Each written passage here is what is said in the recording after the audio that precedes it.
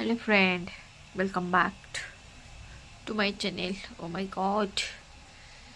Oh my god. किती gorgeous झाले मी, gorgeous झाले, गॉर्जियस दिसते मी. आमचं गोंडस बाळ अंघोळ केली आता शिक. आमच्या छोट्याशा गोंडस बाळाने अंघोळ केली नाही.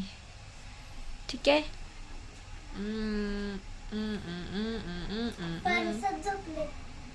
हा पर्स झोपले अंघोळ करायची.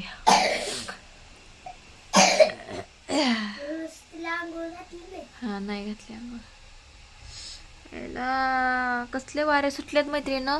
मला वाटतं मतलईचे वारे सुटलेत काय की मतलईचे वारे जे मतलबी असतात कामापुरतं सुटतात वारे, ते मतलईचे वारे सुटतात. त्याच्यामुळे ह्या नाकाला सर्दी झाली तर ह्या नाकाला सर्दी झाली नाही.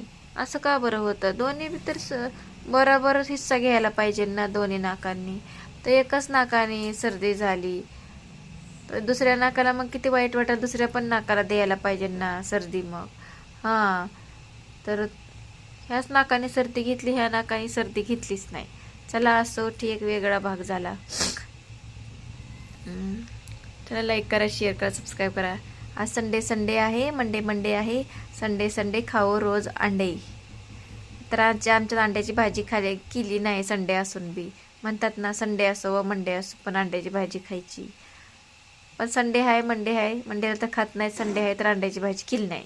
ओके ठीक आहे. अजून काय बोलायचं होतं मला, काय बोलायचं होतंय भगवान, काय सुचतच नाही कॅमेरा आल्यावर तोंडा पुढं. माय गॉड, बड्डे हाय भावाचा, जरा साऱ्या गावाचा. बघा एकाच नाकाला सर्दी झाली का नाही, दुसरी पण नाक त्या शेजारी राहते. वान नाही पण गुण लागायला पाहिजे ना, गुण नाही पण वान लागायला पाहिजे होतं ना. तर ह्या नाकाला सर्दी झाली नाही, ह्याच नाकाला एका सर्दी झाली. नाक तरी ही आहे म्हणायचं, धोकेबाज नाही म्हणायचं.